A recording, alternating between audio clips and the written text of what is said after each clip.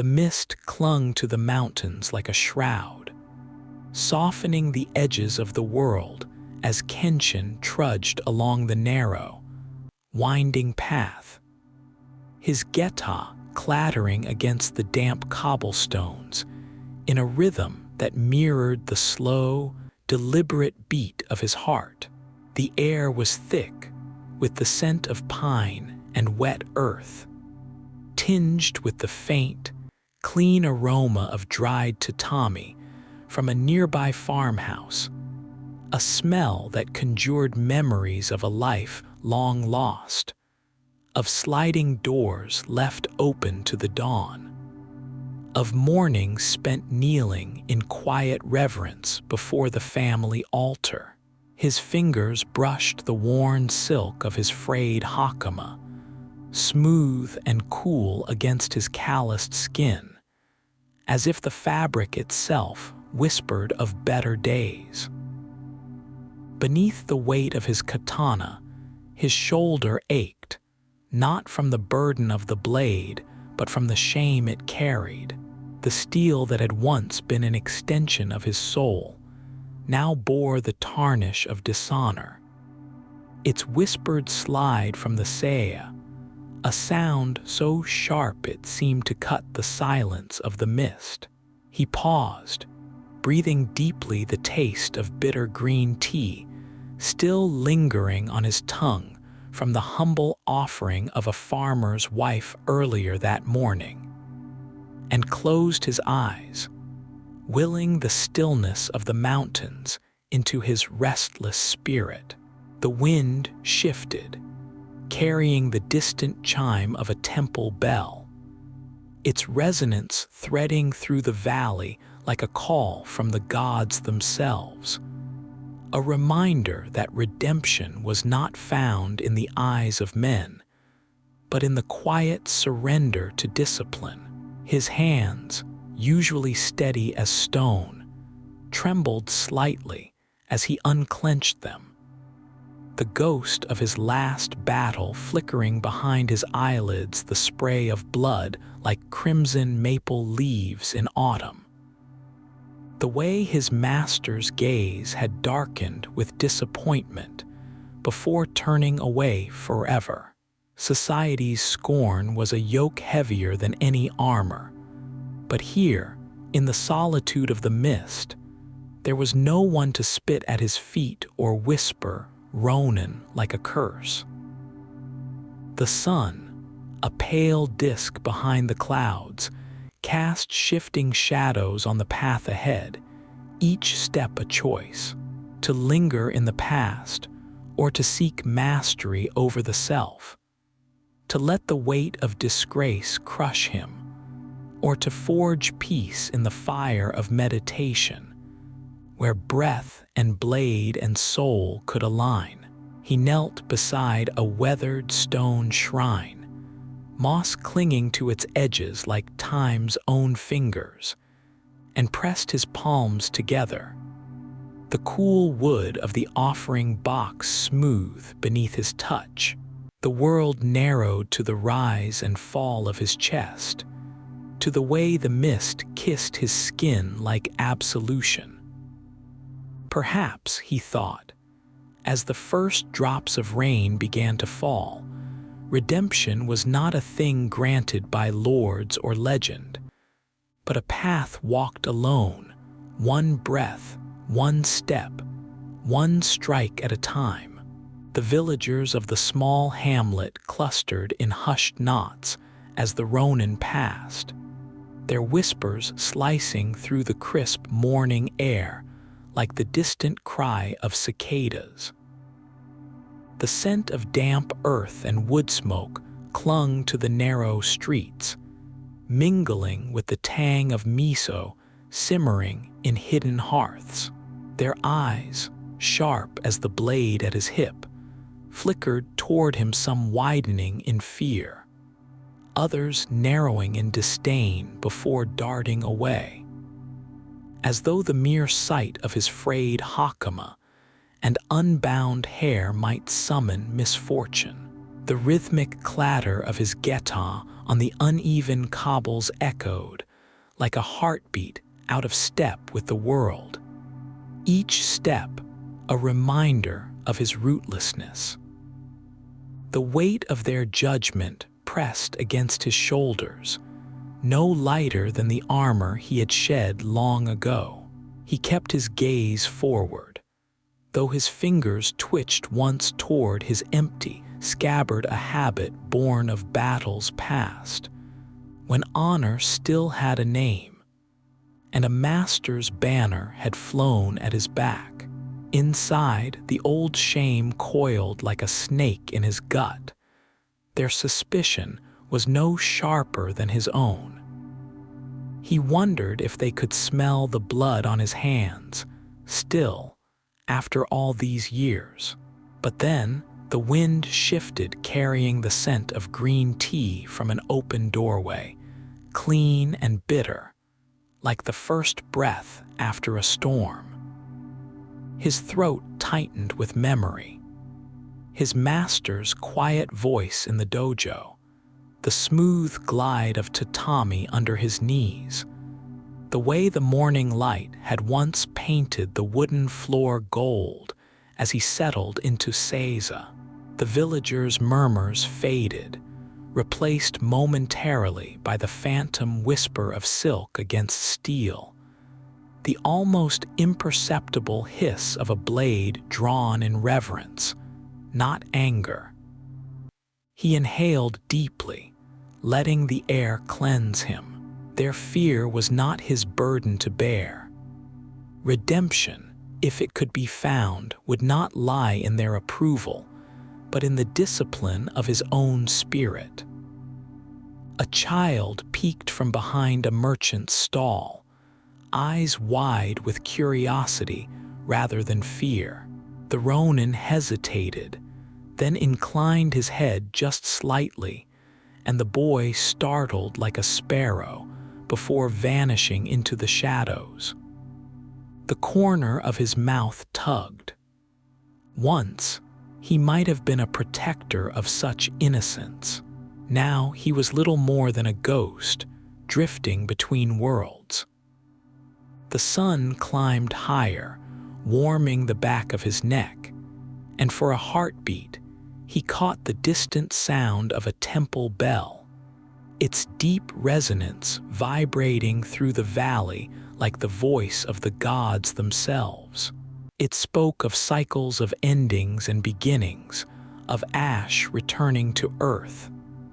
His fingers uncurled.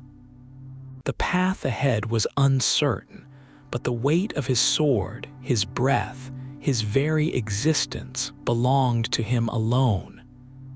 And for now, that was enough. The evening air carried the scent of damp earth and distant pine as Kenshin knelt in the dim light of a roadside tea house, the rough-hewn floorboards beneath him groaning under his weight. The aroma of fresh matcha bitter, grassy, drifted from the chowin cradled in his calloused hands, steam curling into the stillness like the ghosts of his past. Outside, the rhythmic clatter of wooden geta on cobbled streets echoed the restless beat of his heart.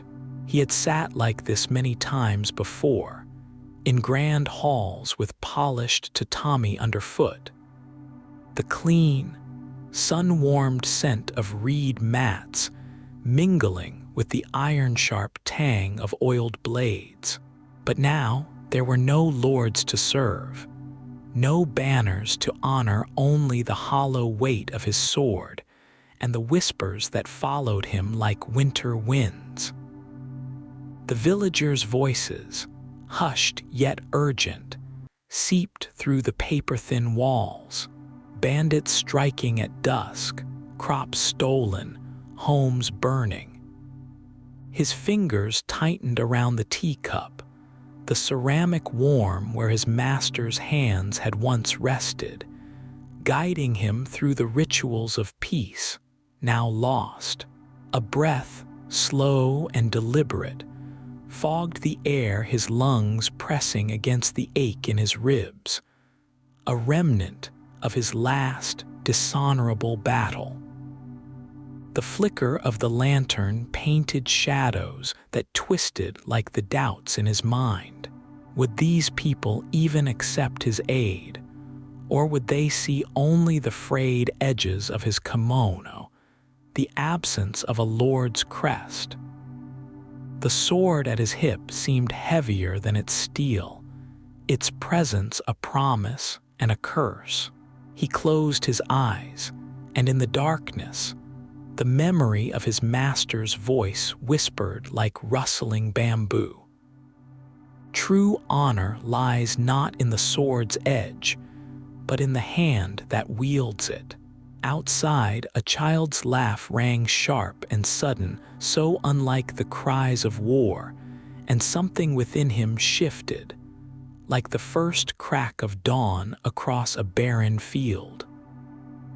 The bandits were but shadows, and he, a Ronin, was born to chase them. With a final sip, the tea's bitterness lingered on his tongue, a reminder of the discipline he had forsaken, the mastery he had yet to reclaim. The cup met the wood with a soft click, a punctuation to his resolve. As he rose, his sleeves whispered against his thighs, the silk worn but still smooth, like the river stones beneath the bridge where he had once meditated, searching for a peace that always seemed just beyond the horizon.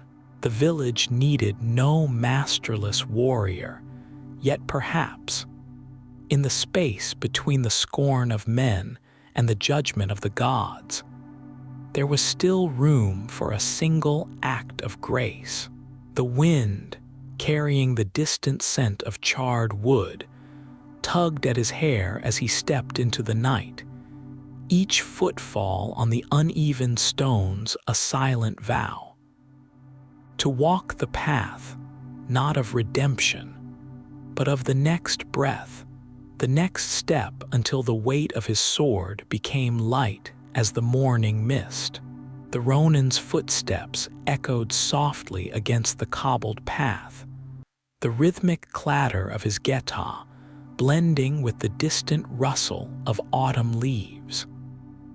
The village ahead lay bathed in the golden light of dusk, smoke curling from thatched roofs, carrying the scent of burning pine and the earthy tang of miso soup. Yet as he approached, the air grew heavier not with the warmth of hearths, but with the weight of wary glances. Children hushed their games and vanished behind sliding doors. Merchants averted their eyes as if his very presence might tarnish their wares. The Ronin's jaw tightened, his calloused fingers brushing the worn silk of his frayed hakama, a silent reminder of the master who had once fastened it for him. The memory stung like the bite of winter wind, but he inhaled deeply, filling his lungs with the crisp evening air, willing the bitterness to dissolve like the steam rising from his cup of untouched tea. He had known this rejection before, had felt it in the cold silence of deserted inns, in the way shopkeepers' voices turned sharp when he counted out meager coins. But today, the village's fear was different. It hummed beneath the surface, a tremor in the tense set of a blacksmith's shoulders, the way the village elder's knuckles whitened around his cane. Something was wrong. The Ronin paused, letting his hand drift to the tsuka of his katana, not to draw, but to feel the familiar sting of the binding against his palm, the subtle imbalance where the grip had worn thin. Honor was a blade without a sheath now, a thing too easily misunderstood. Yet the gods had led him here, had they not? Past the torii gates where the maple leaves bled crimson, past the silent shrines where his prayers had gone unanswered. The wind shifted, carrying the faintest murmur of weeping from a nearby home, a sound as fragile as the first frost. His shoulders straightened. The villagers would not ask for help. To do so would shame them, would force them to acknowledge a stranger's worth. But the unspoken plea was there, woven into the jagged breaths of the woman hanging laundry, in the way the children's laughter had died too soon. The Ronin exhaled, slow and deliberate, feeling the weight of his decision settle like a stone in his belly. To walk away would be easier to vanish into the mountains, where only the monks spoke in riddles of forgiveness. But the path to mastery, his old sensei had whispered over bitter matcha, was never straight. It wound through service, through the quiet agony of choosing compassion over pride. His fingers uncurled.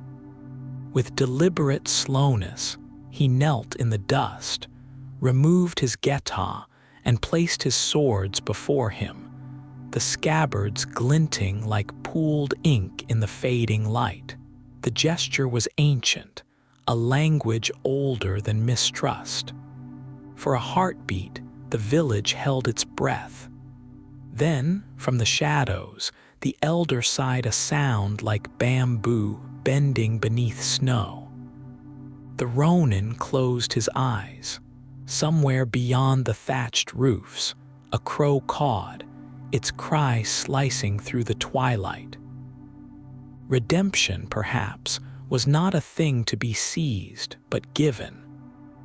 And so he waited, motionless as the moon climbing the sky, ready to serve or to go as the gods willed.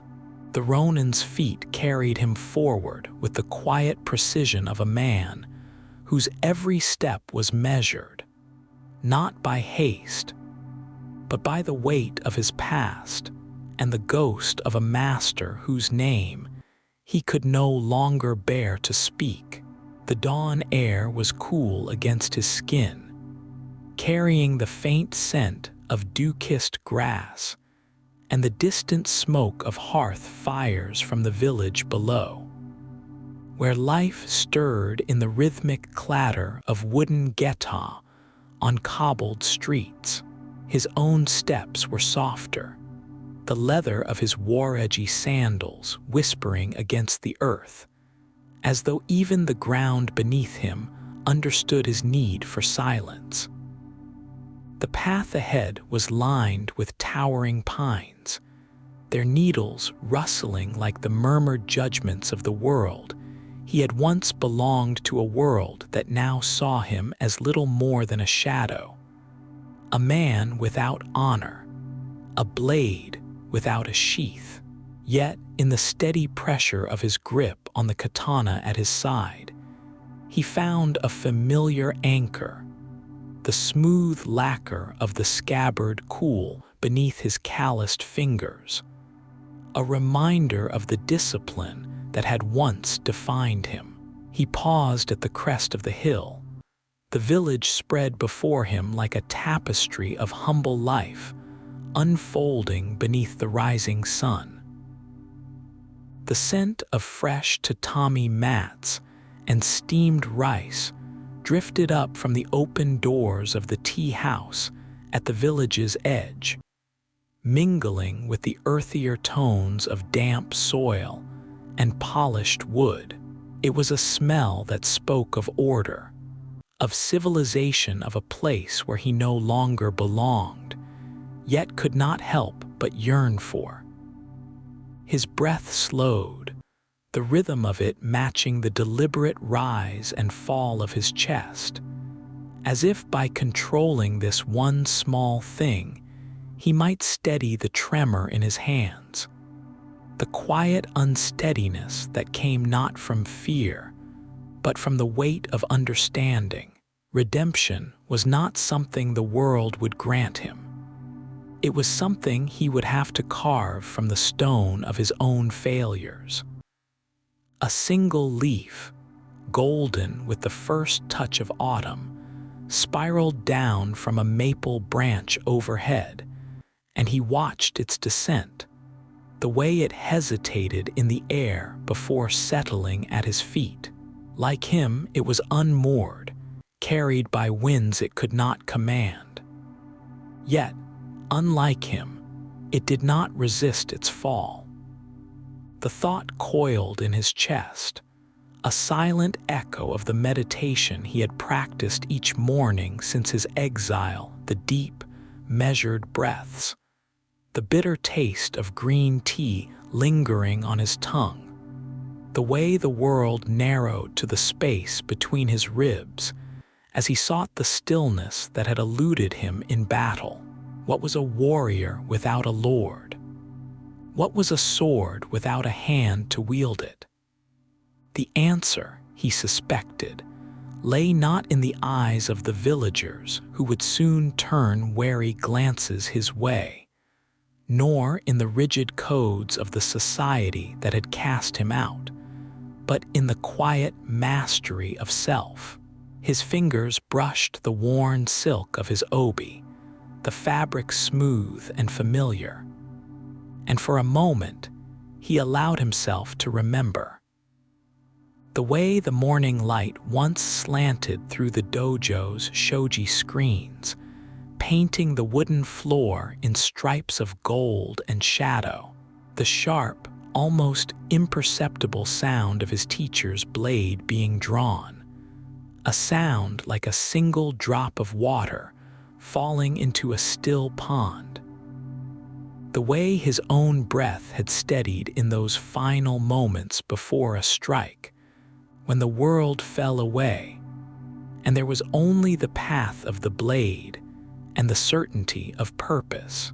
That was peace. That was redemption, not in the eyes of others, but in the silence of his own soul. The wind shifted, carrying with it the distant chime of a temple bell, its resonance deep and hollow, like the voice of the gods themselves.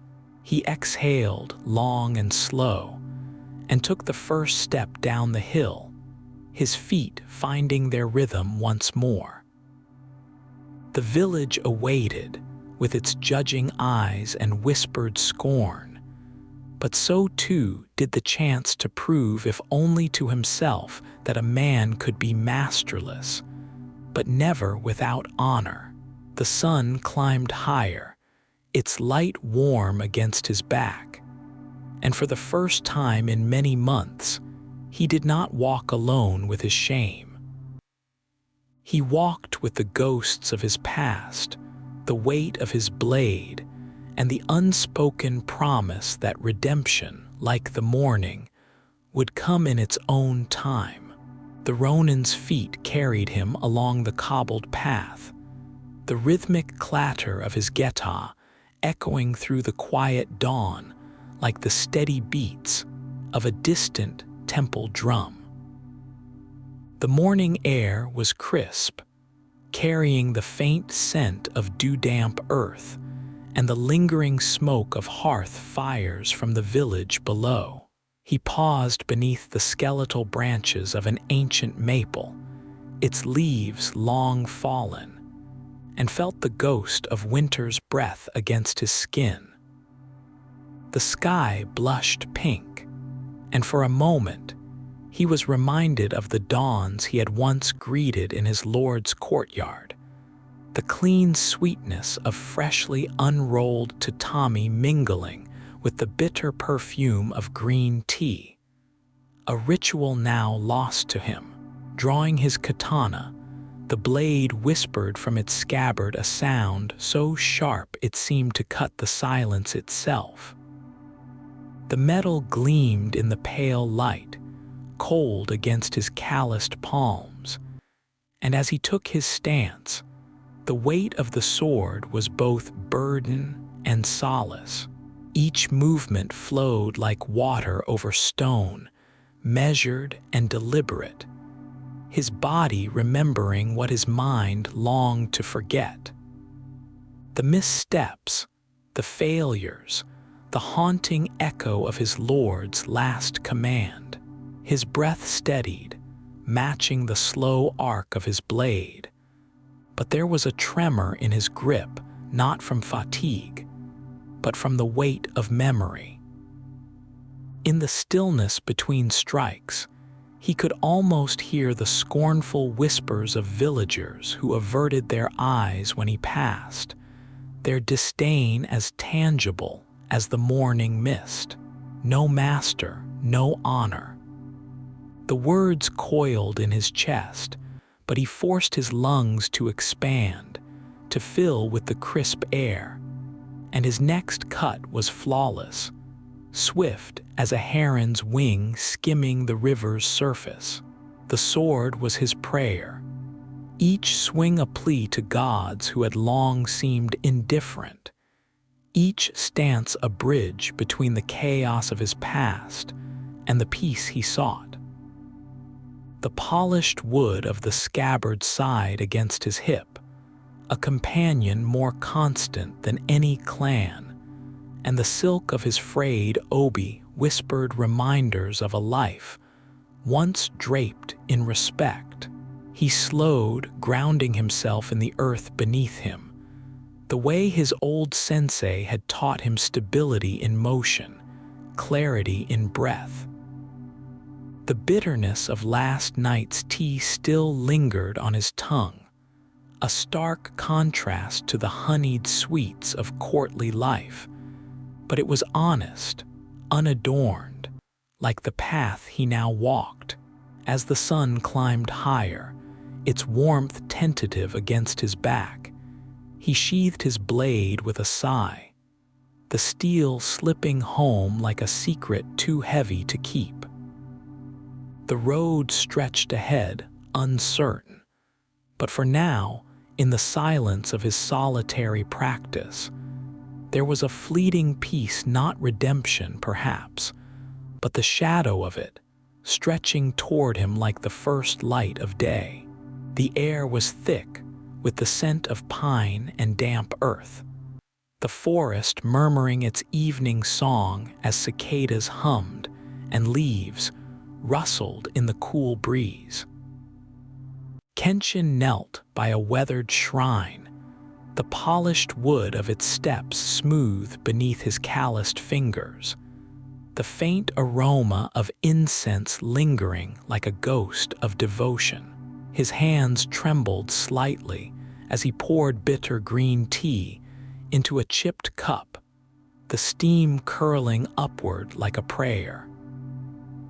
The taste was sharp, a reminder of simpler days in his master's hall, where the clean scent of tatami mats and the measured cadence of tea ceremony had framed his world.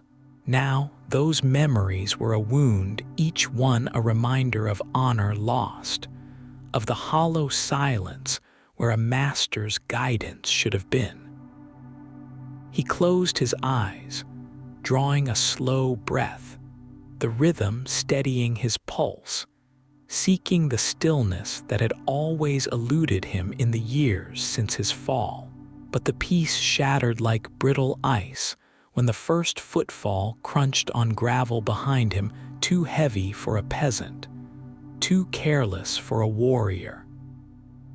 Kenshin's fingers tightened imperceptibly around the cup before he set it down, the ceramic tapping softly against wood, a sound swallowed by the sudden tension in the air. He did not turn, but his ears caught the whisper of fabric, the stifled exhalation of men bracing for violence. The bandit's stench reached him before their voices did sweat and rust, the sour tang of cheap sake clinging to their breath. A blade hissed from its sheath, the sound a needle threading the stillness, and Kenshin's muscles coiled like a bowstring. He had no master, but his body remembered discipline, each sinew attuned to the shift of weight, the whisper of steel. He exhaled, emptying his lungs, and in that empty space, clarity bloomed. The first attacker lunged, his shadow stretching long in the fading light, a jagged silhouette against the shrine's torii gate, its arch a silent witness to centuries of turmoil and renewal. Kenshin pivoted, his worn geta scraping against stone as his katana met the bandit's crude blade with a ringing cry. The impact reverberated up his arm, a familiar ache, a language written in steel. The others closed in, their breaths ragged with greed and fear. But Kenshin moved as the stream flows around stone fluid, inevitable. His sword was an extension of his will, each parry, and strike a brushstroke in an unseen masterpiece.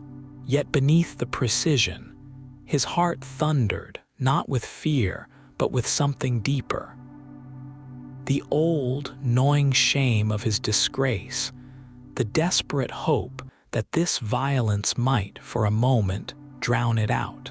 A second bandit stumbled into him, his knife flashing like a silver minnow in the twilight, and Kenshin twisted away, the blade grazing his sleeve.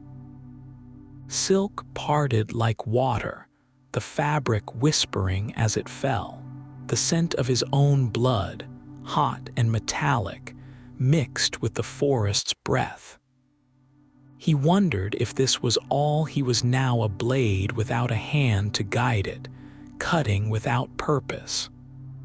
Then, between heartbeats, a memory surfaced, his master's voice, low and certain, speaking of the moon reflected in still water, of action born not from rage, but from emptiness. The next movement was not his own, it was the wind's. His sword arced, precise as a crane's wing, and the bandits fell back, their courage unraveling. When it was over, the forest sighed. Kenshin stood amid the fallen, his chest rising and falling with measured control. The air was thick with iron and earth, the weight of what he'd done settling like dust on his shoulders.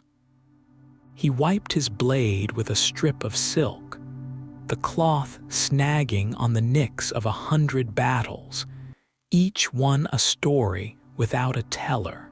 The shrine's lanterns flickered, their light trembling like his own uncertain spirit. He had survived. Again. But survival was not redemption. The moon rose, pale as a monk's robe, and Kenshin knelt once more, his sword across his knees, his breath slowing to meet the night's rhythm. Somewhere beyond the trees, a stream murmured over stones, relentless as time. He listened until his heartbeat matched it, until the ghosts of his past loosened their grip just a little. Just enough. The morning mist clung to the Ronin's skin like the weight of his shame, damp and inescapable. The bandits had come at dawn, their shadows jerking like puppets in the half-light, their voices rough with the arrogance of men who had never known the weight of a master's gaze or the sting of its absence. His hand drifted to the hilt of his katana, the polished rayskin cool against his calloused palm, and as steel slid from its scabbard, the sound was a whisper sharp, deliberate, a breath drawn between teeth. He could smell the iron tang of dew on the dirt, the faint smoke of a distant hearth, and beneath it all, the clean, woody scent of the abandoned tea house behind him.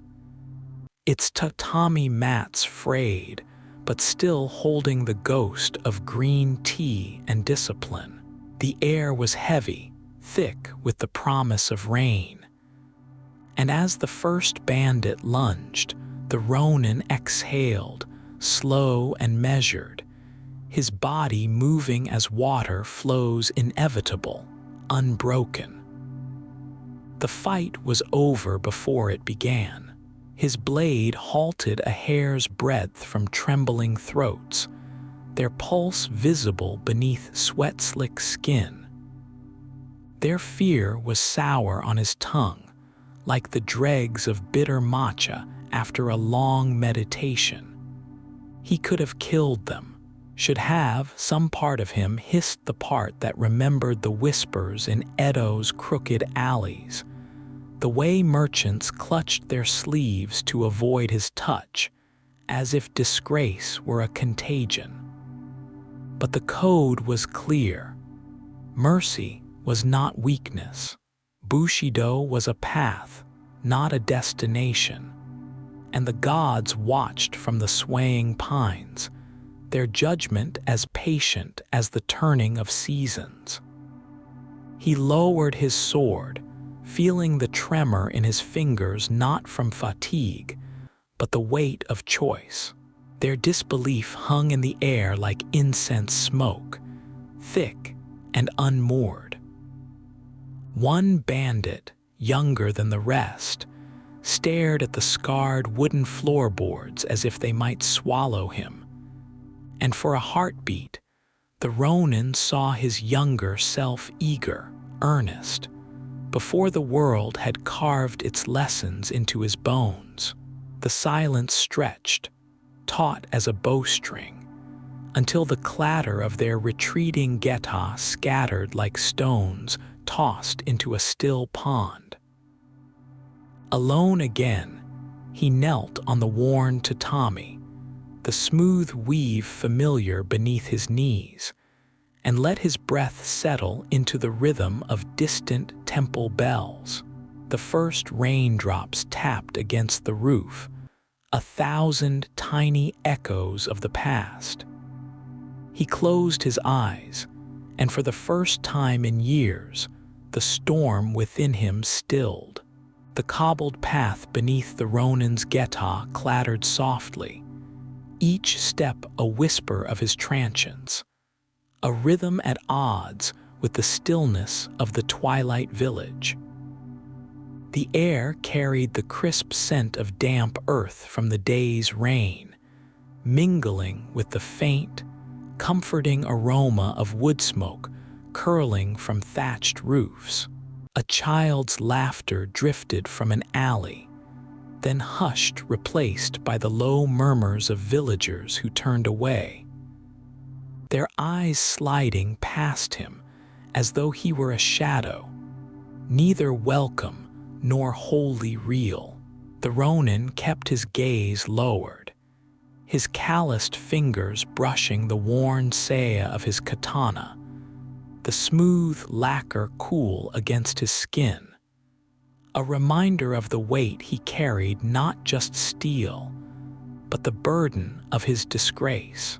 The villagers' distrust was a familiar sting, yet tonight it settled heavier in his chest, a dull ache that no amount of disciplined breath could ease.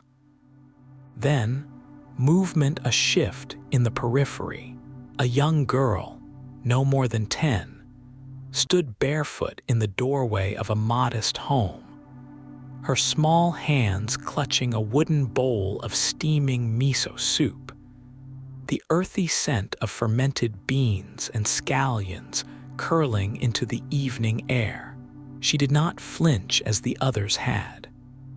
Her eyes, wide with curiosity rather than fear, met his. And for a moment, the Ronin's breath caught, his chest tightening with an old memory, another child, another life, before the war, before his lord's fall, before the world had taught him the price of survival. The girl's mother hovered behind her, silent but not forbidding, her knuckles whitening on the doorframe as if torn between duty and dread. The Ronin hesitated, the weight of their unspoken exchange pressing upon him. To accept was to impose, to refuse, to dishonor her kindness. With deliberate slowness letting them see his empty palms, the careful control of each muscle he knelt on the worn stepping stone, the roughness of the rock biting into his knees, and bowed low, his forehead nearly touching the ground. The gesture was one of humility, of a man unworthy but grateful, and when he rose, the girl's smile was a fragile light in the gathering dark. She pushed the bowl toward him, and as he took it, his fingers trembled not from hunger, but from the unexpected warmth of the pottery, the way it radiated like the last embers of a dying fire. Inside, the house was sparse, but immaculate, the tatami mats smelling faintly of straw and sun, their smooth fibers whispering beneath his feet. A single candle flickered on the low table, its golden light dancing over a chipped teacup set beside an iron kettle. The girl's mother gestured for him to sit, her movements efficient, her silence speaking volumes. The Ronin settled onto the floor, legs folded beneath him, his spine straight as a sword's edge, and inhaled the sharp, grassy fragrance of freshly steeped green tea, the scent of rituals long abandoned, of mornings in a castle's training halls where the air had hummed with purpose. He closed his eyes, letting the bitterness of the first sip anchor him, the heat searing his tongue, a welcome contrast to the cold hollow of his shame. Outside, the wind sighed through the pines, a sound like distant waves, like the sigh of the kami who watched over the lost. The girl knelt across from him, her small hands folded in her lap, studying him with a candor that unnerved him. "Why do you carry a sword if you have no master?" she asked, her voice as clear as a temple bell. The mother gasped, but the Ronin did not bristle. Instead, he exhaled slowly, feeling the weight of the blade at his hip, its presence both curse and covenant.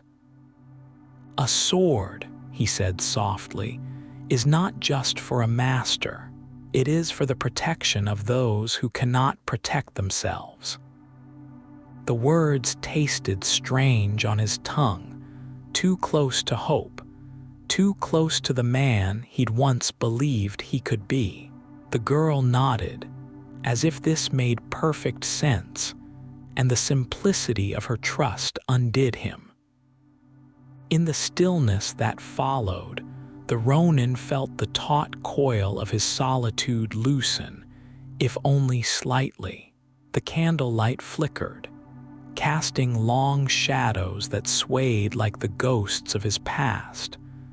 But here, in this humble space, there was a fleeting semblance of peace, the kind he had sought in endless miles of road, in the cold rigor of meditation, in the desperate swing of his blade. It was not redemption, not yet, but it was a beginning. The evening air hung heavy with the scent of damp earth and distant pine, the last light of day filtering through the shoji screens like liquid gold.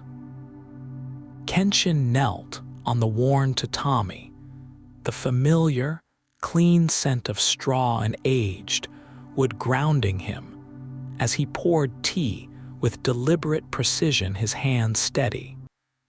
Though the tremor of memories lingered just beneath the skin, the girl sat across from him, her quiet presence a fragile bridge between his solitude and the world he'd once known.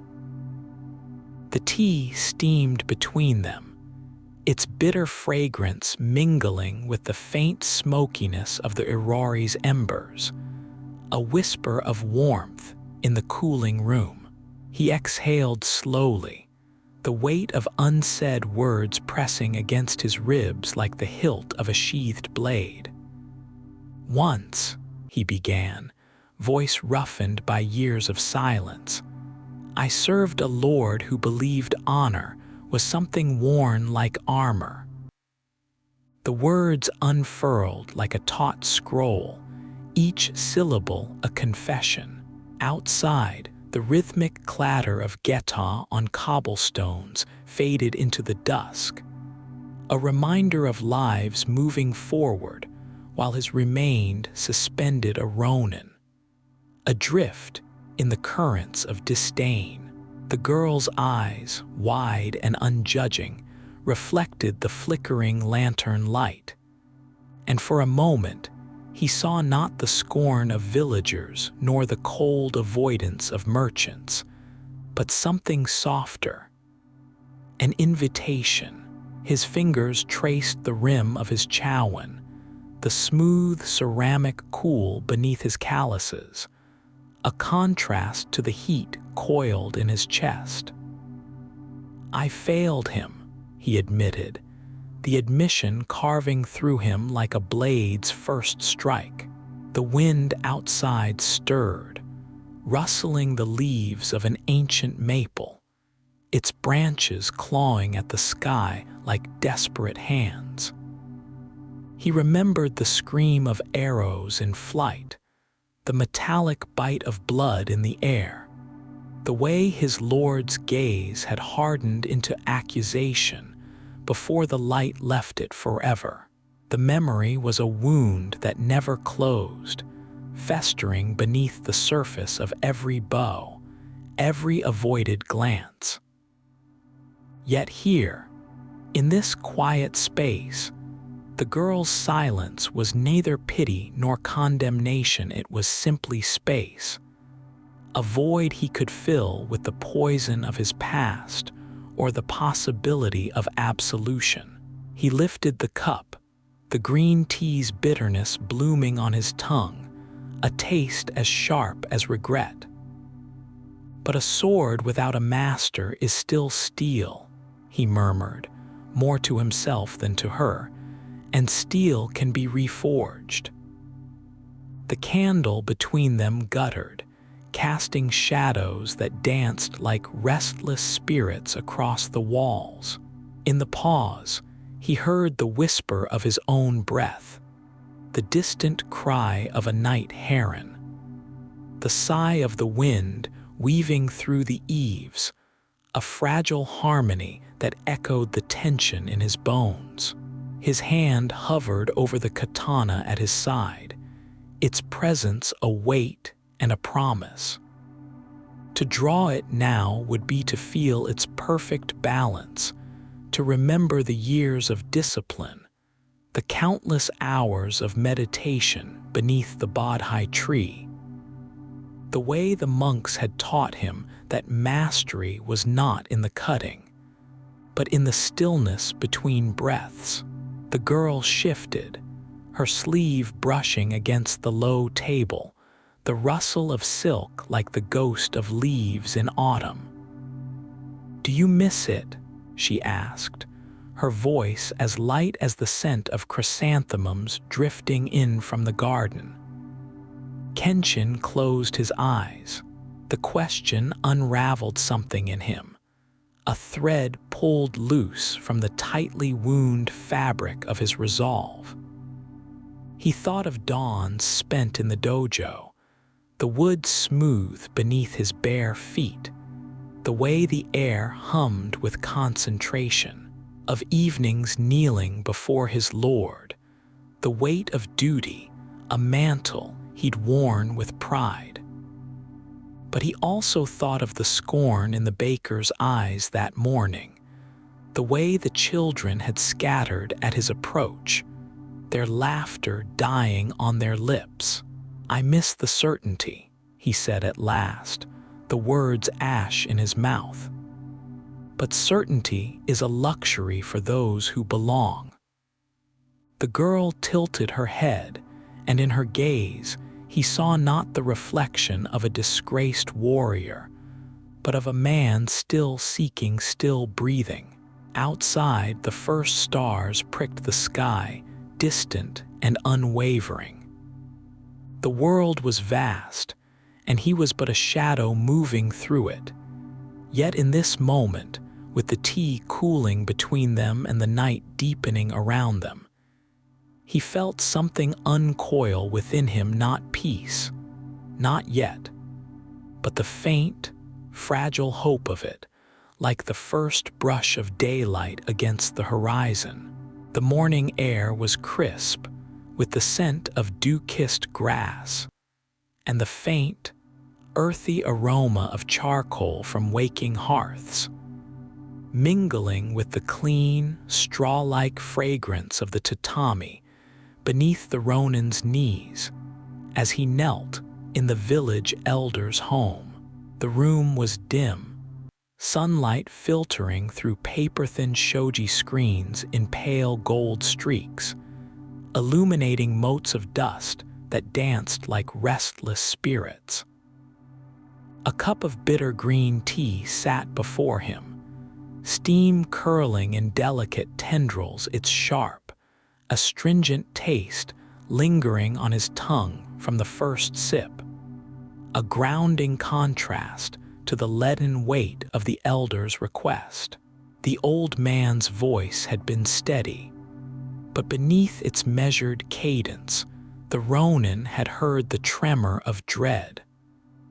A larger band of brigands, more ruthless than the last, would come at nightfall. Outside, the rhythmic clatter of geta on cobbled streets echoed as villagers hurried past, their whispers carrying fractured syllables of fear. His fingers, calloused and scarred, traced the smooth lacquer of his scabbard cool as river stone, until they found the worn groove where his thumb always rested before drawing the blade. The katana's whisper from its saya was a sound he knew better than his own breath, sharp and fleeting, like winter wind through bamboo. He exhaled slowly, steadying the tremor in his hands not from fear, but from the old shame that coiled in his gut, serpentine and relentless. A masterless man is a man without worth, the scornful voices of his past hissed. Even now, their disdain clung to him like the stale reek of blood on battlefield rain. Yet here, in this humble village untouched by the scheming of lords, redemption was not a distant dream, but a choice woven into the very air. The scrape of a whetstone along steel, the rustle of silk as a farmer's daughter offered him rice cakes, the way the elder's gnarled hands gripped his own with trust he had not earned. The weight of his sword was more than metal. It was the bones of his ancestors, the quiet fury of the gods, the unbroken lineage of a craft that demanded perfection even in solitude. Outside, the wind stirred the leaves of a maple tree, its crimson tips trembling like embers. He remembered another morning years ago, beneath a similar sky when he had sat in his lord's courtyard, the gravel raked into perfect waves around him, and understood for the first time the profound silence of Mushin, the mind without thought. Now as then, he sought that stillness, but the memory was fractured, half drowned in the screams of a battle lost, the sting of failure thicker than the smoke of burning banners. The elder's voice pulled him back. "Will you help us?" The question hung, fragile as icicles. A spider crawled across the tatami, its delicate legs testing the space between them, life persisting.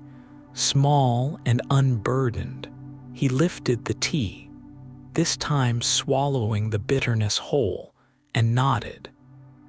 The decision settled into his bones, quiet as dawn light spreading across rice paddies. There would be no grand reckoning, no ballads sung of his deeds, only the slow, deliberate work of preparing, tightening the cords of his armor, checking the balance of his blade, the ritual as familiar as breathing.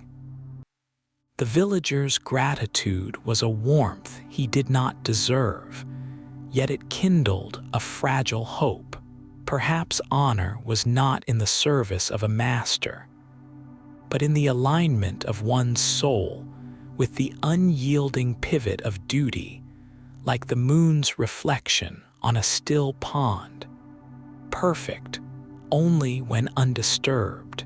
As the first swallows darted across the sky, their wings slicing the air with effortless grace, he closed his eyes and inhaled, letting the world narrow to the rise and fall of his chest. Tonight, steel would meet steel, but here, now, there was only this.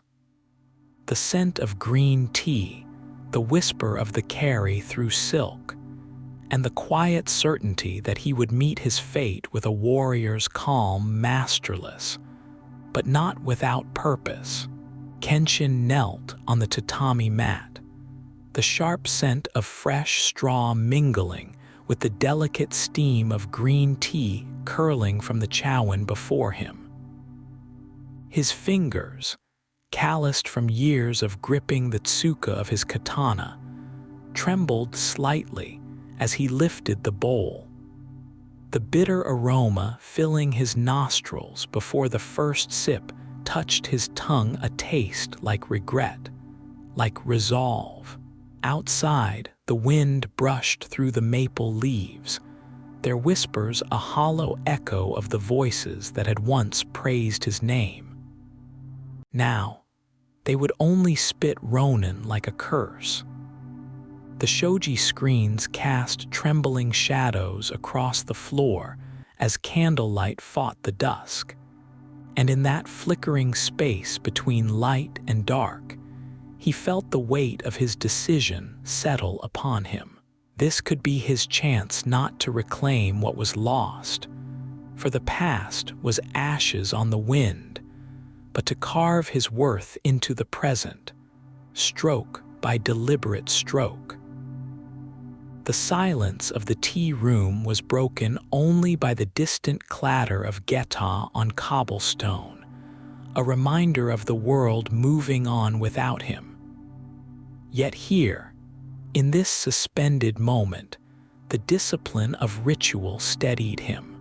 His breath deepened, matching the slow unfurling of incense smoke, thin, ethereal, vanishing before it could be grasped. His master's ghost lingered in these rituals, in the precise angle of his seated posture, in the way his thumb brushed the sere of his blade before standing, so faint a sound it might have been a spirit's sigh. Would the gods judge this path honorable? Or was he, like the autumn cicada, destined to sing into emptiness? The polished wood beneath his palm was cool, unforgiving, a mirror to the societal disdain he carried like a second sword. Yet when he closed his eyes, he saw not the scorn of villagers, but the first frost on a bamboo grove, harsh but purifying. His meditation was not escape, but immersion the way a river polishes stone, relentless, patient.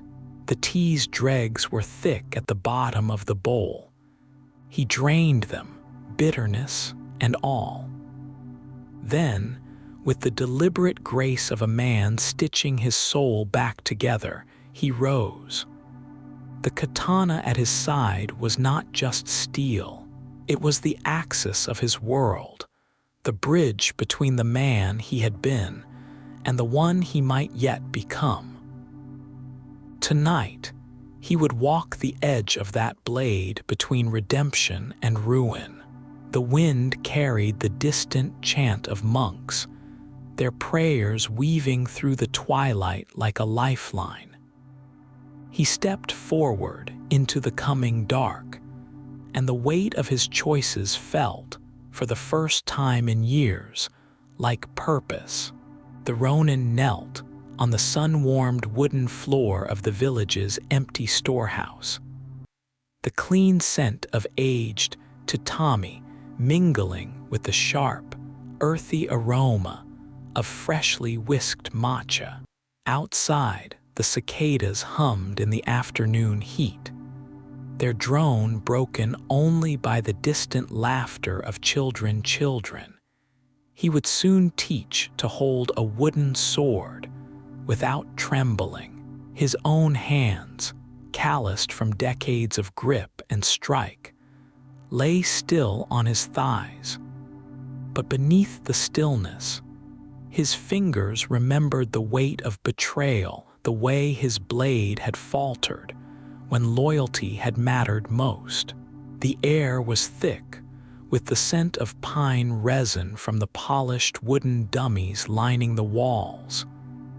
And as he inhaled, he caught the faintest metallic tang of the katana at his hip, its blade oiled, its edge unbloodied for moons.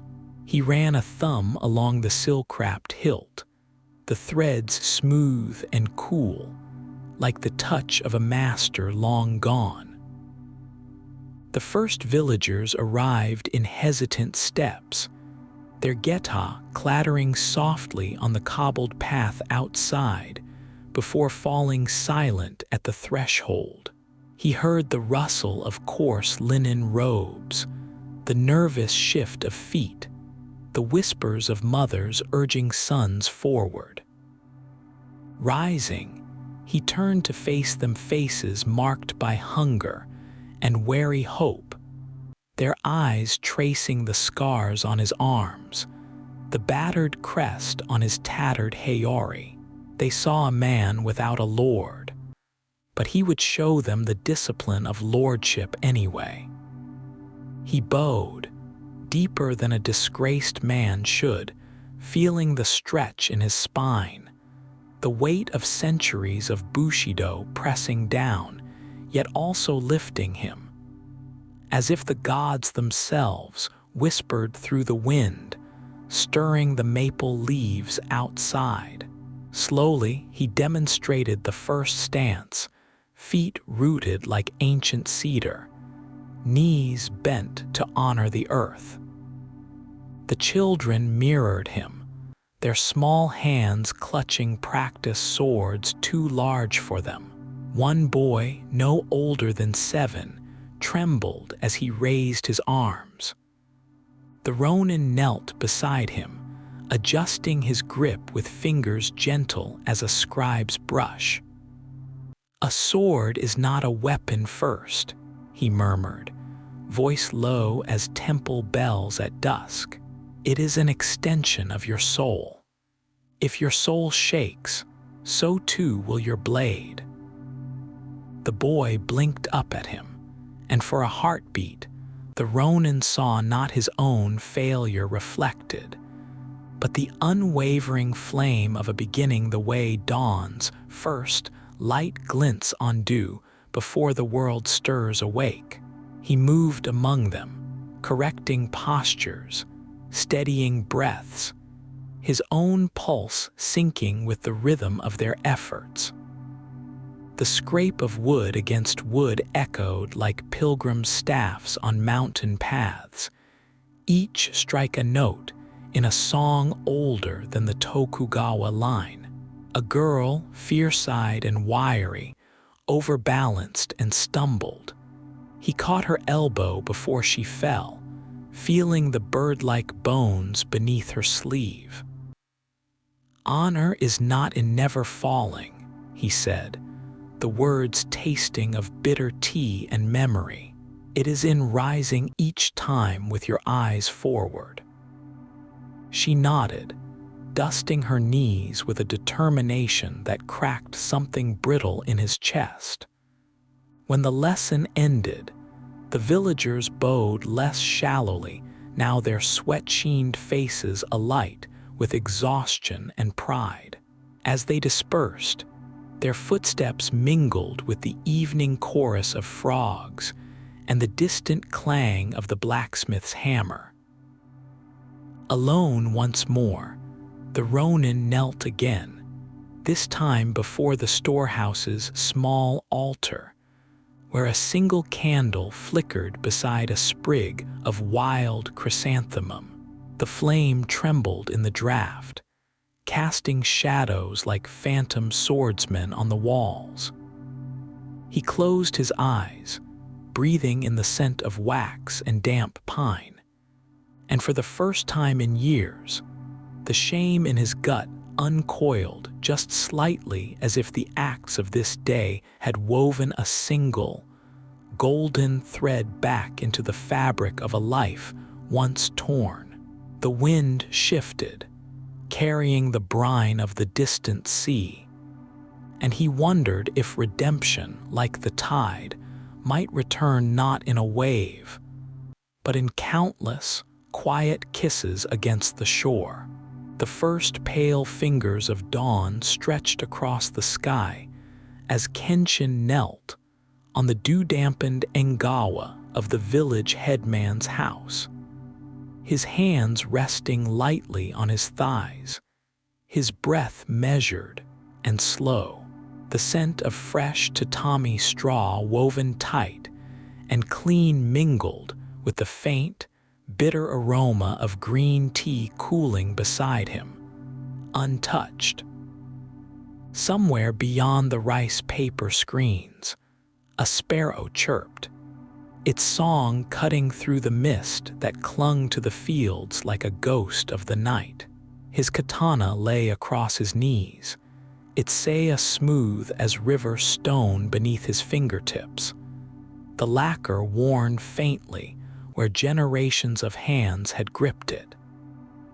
He did not rush, did not tense, even as the distant clatter of geta on cobblestones quickened, even as the sharp, metallic whisper of a blade being drawn reached his ears not from his own weapon, but from the shadows beyond the gate.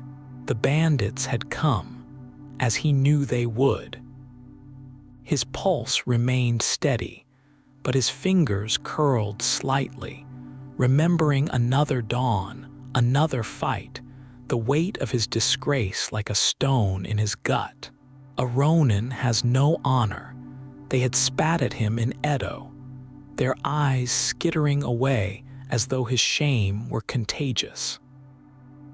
Yet here, in this village of farmers whose backs bent like willow branches under the weight of survival, they had looked at him directly, not with fear, not with scorn, but with something perilously close to hope. The shout tore through the mist, a raw, guttural cry followed by the thunder of boots and the angry shink of steel leaving sheaths. Kenshin exhaled, long and slow, watching his breath curl like incense smoke in the frigid air. The villagers had gathered at the gate, their scythes and hoes gripped tight, their faces gaunt but set.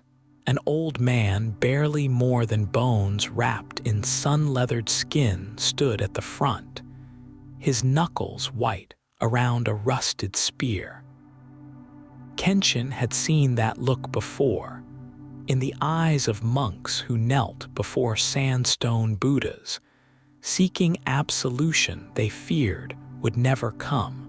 "Why do you fight?" he had asked them the night before. "You have no training." The old man had smiled, toothless and unafraid. "And you have no master," he said, as if that were answer enough. Now, as the bandits' torches flickered like demon eyes in the gloom, Kenshin understood. Honor was not given, it was chosen. He rose in one fluid motion, the polished wood groaning softly beneath him, and stepped into the street. The villagers did not turn, but their shoulders straightened as he passed, as though his presence were a rope pulling them upward. The bandits 7, maybe 8, paused at the edge of the fields, their leader's face twisted in a sneer. "Run, old men," he spat, hefting a blood-crusted takai. "This one's got no master to protect you." Kenshin felt the words like a blade between his ribs, but he did not falter. Instead, he let his hand drift to his saya, his thumb brushing the tsuba cold iron, carved with fading cherry blossoms. Sakura, he thought, born to fall. The wind shifted, carrying the scent of damp earth and the distant metallic tang of the river. Somewhere a temple bell tolled, its mournful voice spreading across the valley like ripples in still water. The bandits charged. Kenshin moved. His draw was a single, whispering note kiai rising unbidden from his throat as his blade caught the first pink light of dawn and split it like silk. The nearest bandit crumpled, his cry cut short. Around him, the villagers surged forward with a roar that shook the crows from the pines, their tools flashing like scythes in a harvest dance. Kenshin wove between them, his every step measured, his breath synced to the rhythm of their defiance. A spear thrust toward his ribs. He sidestepped, batted it aside with the flat of his blade, felt the shiver of the impact echo up his arm. For a heartbeat, he was back in his lord's hall, the air thick with the smell of ink and sweat, the snap of his bokyutin breaking against his rival's skull. The shame of that moment had followed him like a shadow, but here now there was only motion, only purpose. By the time the sun cleared the mountains, the road was littered with fallen bandits, their leader groveling in the dirt, his takai snapped like a dry twig. The villagers stood panting, their weapons slick and trembling, their eyes wide with disbelief. Kenshin wiped his blade slowly, methodically, the cloth hissing along the steel. The old man approached, his spear stained but unbent, and bowed so deeply his forehead nearly touched Kenshin's feet. "Ronin Sama," he murmured. The title was wrong. Kenshin opened his mouth to correct him, then stopped. The wind stirred again, carrying the scent of tea brewing in a nearby hearth, of charcoal burning clean and bright. Somewhere, a child laughed. He slid his katana home with a soft click, the sound as final as a shrine gate closing. Maybe honor was not in the name, but in the act. Maybe redemption was not given, but gathered one breath, one step, one dawn at a time. The morning mist clung low to the earth, dampening the edges of Kenshin's threadbare kimono as he stood at the village's edge. The scent of burning thatch and iron blood, His mind supplied curled in the air, bitter and thick. Somewhere beyond the smoke, the bandits roared, their laughter rough as splintered wood. Kenshin exhaled, his fingers curling around the worn silk of his katana's hilt, the grain familiar as an old regret. The blade whispered free of its saya, a sound like winter wind through bare branches, and the weight of it settled into his palms, cool and sure. He had no lord to serve, no banner to raise, but the villagers' desperate cries coiled around his ribs like the ghosts of his past failures.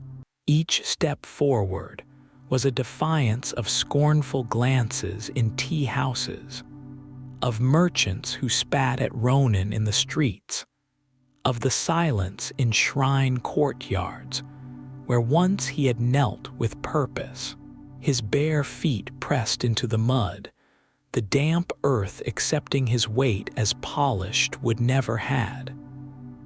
The first bandit lunged with a farmer's axe, clumsy but brutal. Kenshin sidestepped, his body moving as water, the katana a silver arc. The blade met flesh with a shudder, not the clean cleave of a duelist's stroke, but a desperate thing, inelegant and vital.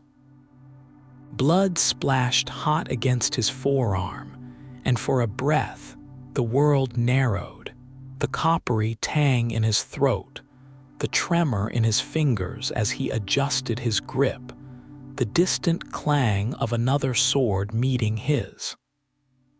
Then came the second attacker, teeth bared, his blade notched and hungry. Kenshin pivoted, his heartbeat a drum in his ears, slow and deliberate as the chant of temple bells. His body remembered the forms, even as his mind faltered. How many times had he knelt at dawn, seiza on the tatami, seeking in meditation what battle could never give, the scent of green tea, faintly astringent on his tongue, the rustle of his breath as he willed stillness into his bones. These were the anchors he clutched now. The bandit's blade grazed his shoulder, parting cloth and skin, but the pain was distant, irrelevant. Kenshin's counterstroke was a prayer, precise as the crane's wing at daybreak, swift as the rivers turn toward the sea. The man fell, and in the space between heartbeats, Kenshin saw the glint of dew on spiderwebs in the grove where he'd slept 2 nights past, fragile, gleaming, ephemeral as honor. The battle raged on, a cacophony of clashing steel and splintering wood. But Kenshin moved now as if through deep water, each motion measured, each breath drawn from the hollowness that had dogged his steps since his lord's fall. The villagers' desperate gratitude would not absolve him. He knew this. Yet when the last bandit crumpled, his own bloodied hands shook not with exhaustion, but with the weight of a choice, to seek belonging in the eyes of others, or in the silence of his own disciplined soul. The wind shifted, carrying the scent of charcoal and pine, and for the first time in years, Kenshin let his shoulders drop, the space between his ribs aching not with shame, but with something almost like peace. The sun climbed higher, scattering gold through the lingering haze, and he wondered if the gods, if they were watching, saw not a masterless man, but a blade honed by solitude, flawed, unyielding, and utterly his own. The silence that followed the last bandit's fall was heavy, broken only by the whisper of wind through the shattered village gates and the distant, panicked cries of those still emerging from hiding. The Ronin exhaled, his breath a slow, deliberate release as he flicked the blood from his blade, a streak of crimson like the last ember of sunset, before sheathing it with the quiet snick of steel meeting saya. The scent of iron and sweat clung to him, but beneath it, the faintest hint of green tea from the ransacked house nearby teased his senses. A fragile reminder of the life he had just shielded from ruin. His fingers, still thrumming with the aftershock of battle, brushed the smooth lacquer of his scabbard, grounding himself in its familiar coolness. Around him, the village lay in pieces. Torn shoji screens flapped like broken wings, shattered pottery crunched underfoot, and the ashen taste of smoke from doused fires clung to the back of his throat. Yet beneath the ruin, there was stillness, the calm after the storm, the quiet of a world exhaling. The villagers' wary eyes followed him, gratitude tangled with fear. He was a blade without a sheath in their world, a man without place or name. Even in saving them, I am a shadow passing through, he thought, the weight of their unspoken judgment settling like dusk on his shoulders. Kneeling beside the body of the bandit leader, he closed the man's staring eyes with weathered fingers, murmuring a prayer to Jizo, guardian of the lost. The dead man's face was young, too young for such an end, and for a moment, the Ronin saw his own reflection in that stillness, the path not taken, the choices that had led him here. His hands trembled faintly, not with fatigue, but with the memory of another life, another battle, where honor had slipped through his fingers like river silt. The villagers' whispers prickled at his back. Ronin, masterless, dangerous. He inhaled sharply, the air thick with the tang of damp earth and pine resin, and let the breath steady him. Honor was not given, he reminded himself. It was reclaimed, one act at a time. Rising, he turned toward the village elder, who stood framed in the doorway of a tea house, his silhouette bent like an old willow, yet his gaze unbroken. The faint aroma of fresh tatami and heated sake drifted from within, a fragile echo of the peace he had sworn to protect. The elder bowed, shallow but deliberate, and the Ronin returned it, deeper. No words passed between them, but in that silence, something unknotted in his chest. The villagers would rebuild. The seasons would turn, and he would walk again, his geta clattering like wooden raindrops on the cobbles as he left the village behind. Ahead, the road unfurled like a scroll, endless and uncertain. But for now, as the first stars pricked the violet sky, he allowed himself to pause. Sitting cross-legged beneath a gnarled pine, he cupped his hands around a bowl of bitter green tea, the steam curling like incense toward the heavens. The heat seeped into his palms, a fleeting comfort. Closing his eyes, he sank into the rhythm of his breath in, out each inhalation, a release of the day's violence, each exhalation a silent vow. The wind carried the scent of rain, of moss and distant mountains, and for the first time in years he felt it. The faint, fragile whisper of peace, not earned perhaps, but glimpsed, like moonlight on still water.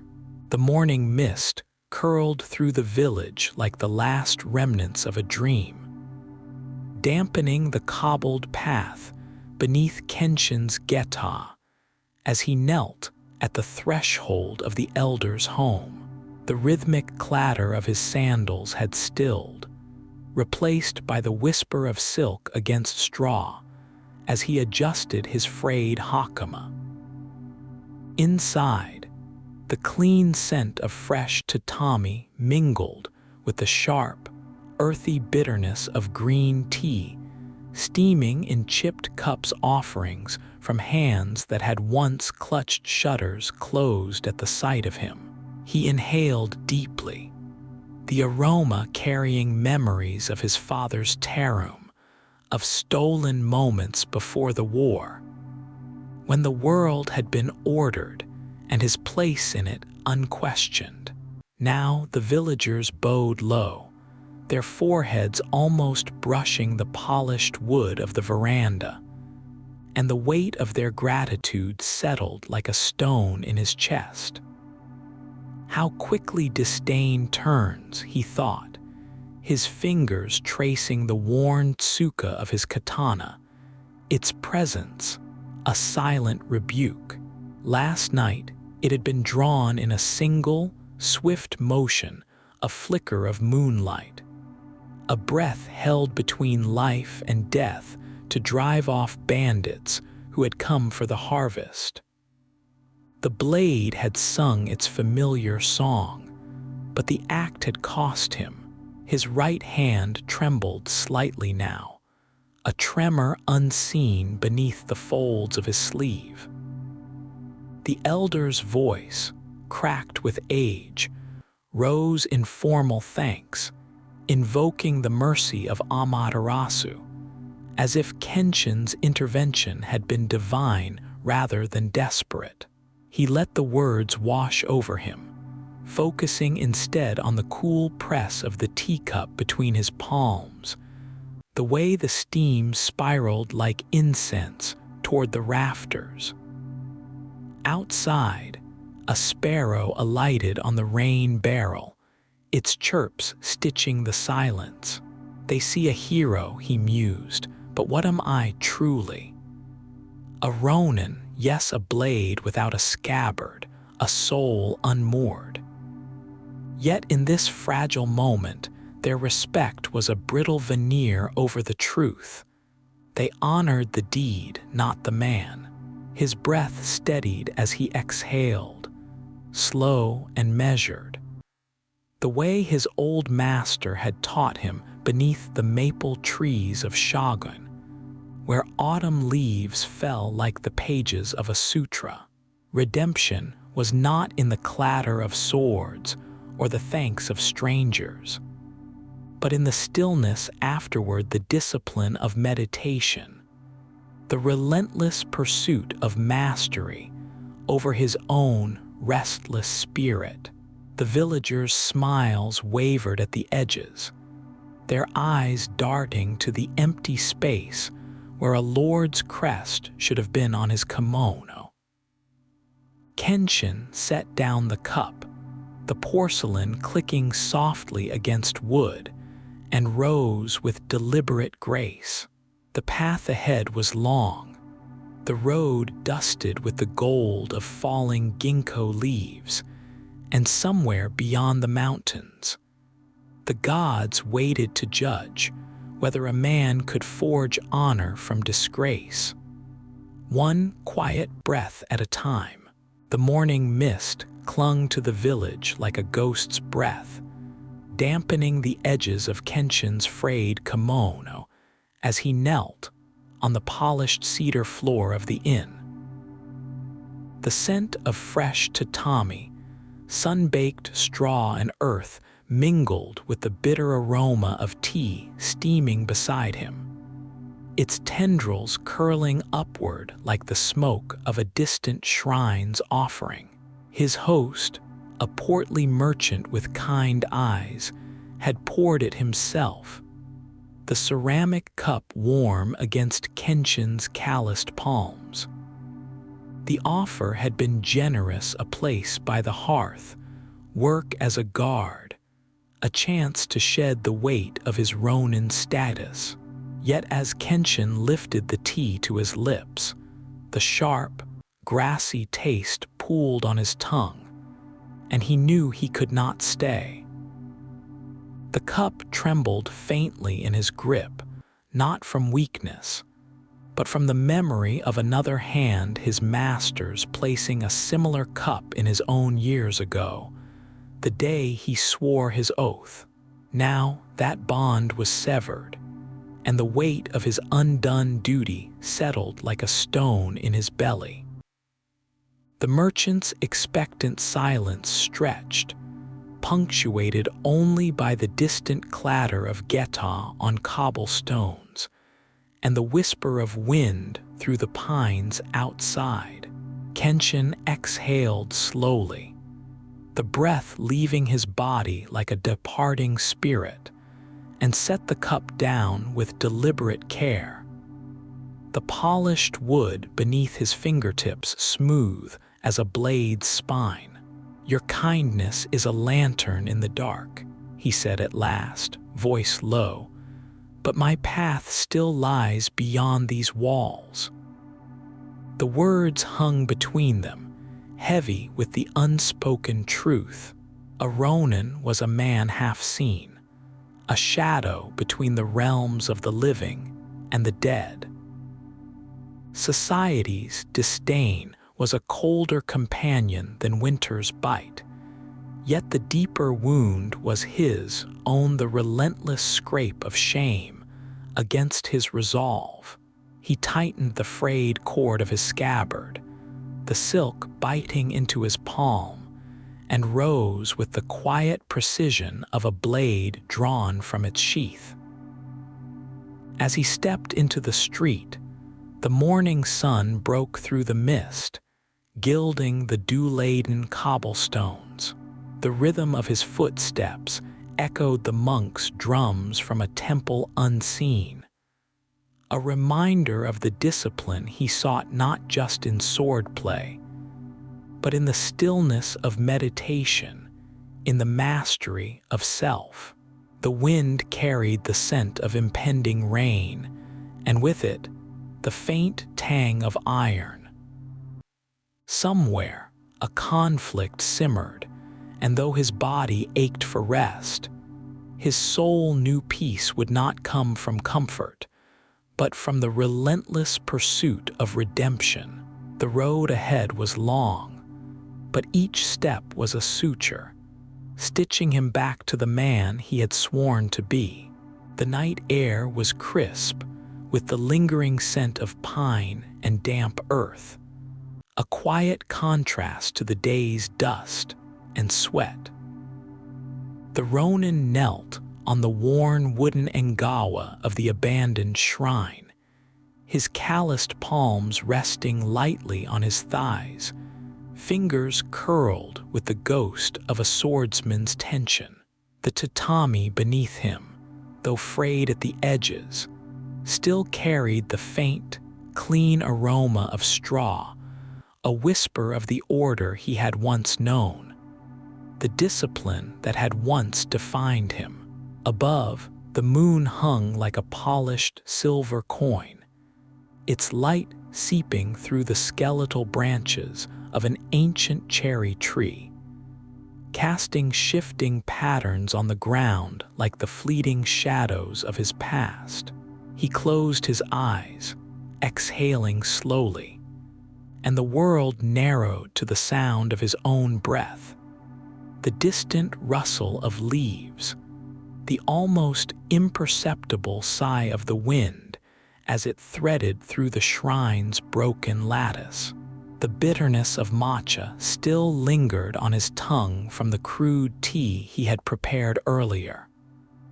A ritual carried out with deliberate, aching care, each movement a prayer to the ghosts of his teachers. to the masters who had once shaped him. The peace he sought was a fragile thing, like the first ice of winter, thin and liable to crack beneath the weight of memory. He could still hear the scornful murmurs of villagers as he passed, their eyes sliding away from his unkempt hair, the deliberate emptiness where a lord's crest should have been, masterless, disgraced. The words clung like burrs, and though his face remained still, his hands, when he lifted them to adjust his frayed hakama, betrayed the faintest tremor. Beyond the shrine walls, the rhythmic clatter of geta on cobbled streets had long since faded, the world retreating into silence, yet the echo of his solitude remained. He inhaled again, deeper this time, filling his lungs with the night, willing the stillness to seep into his bones. The katana at his side caught the moonlight, its lacquered saya smooth and cool beneath his fingertips, a tangible anchor to the discipline he refused to abandon. A cicada's song pulsed in the darkness, a fleeting reminder of summer's persistence, even as autumn's chill deepened. He focused on it, letting the sound guide him away from the gnawing hunger in his belly, the ache in his knees from days of travel. The gods had long since ceased to answer his prayers, but here, beneath the indifferent sky, he found a different kind of communion. The wind carried the faint salt tang of the distant sea, and with it, the memory of his first duel, the way his blade had sung as it left the saya, the sharp, clean arc of it cutting through the dawn mist. He had been so certain then, so sure of his place in the world. Now, the only certainty was the weight of the sword at his hip and the slow, measured rhythm of his breath.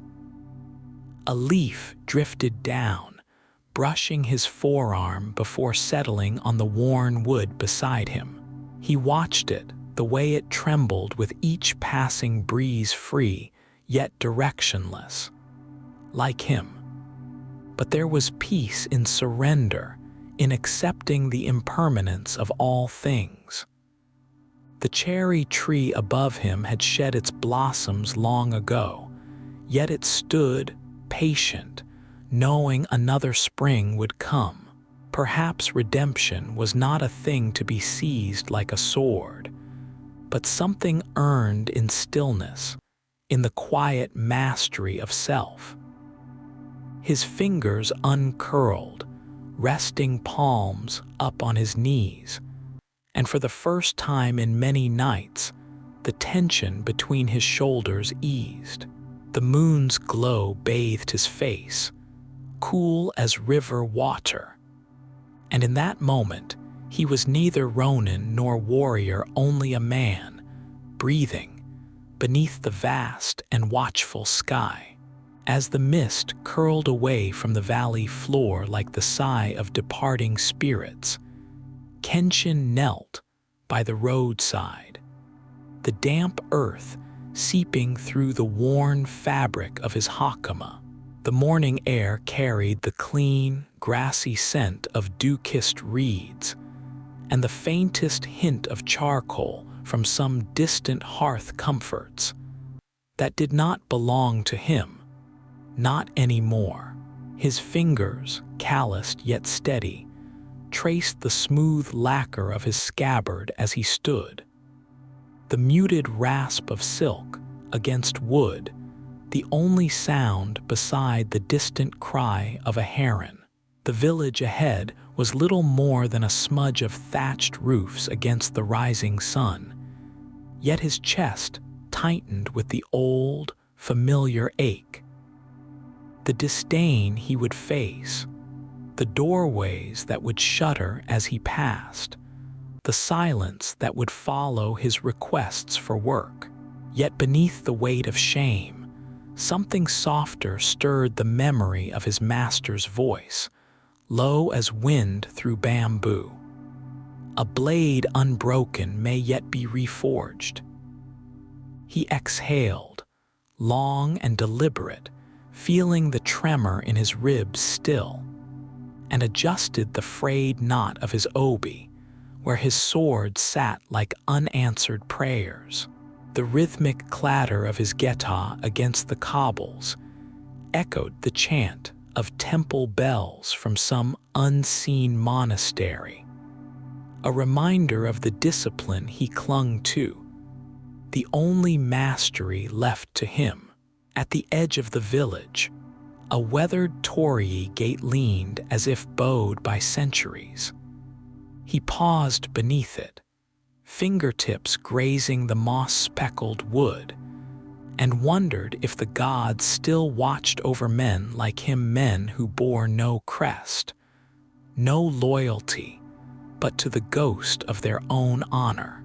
The sun, now clear of the mist, warmed the back of his neck like an absolution.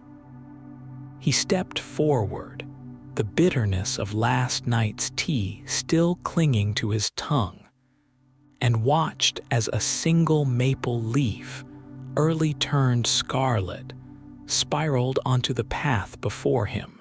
A small thing, a fleeting thing, but for a heartbeat, it was enough to believe the world still held a place for redemption, if only he could walk far enough to find it.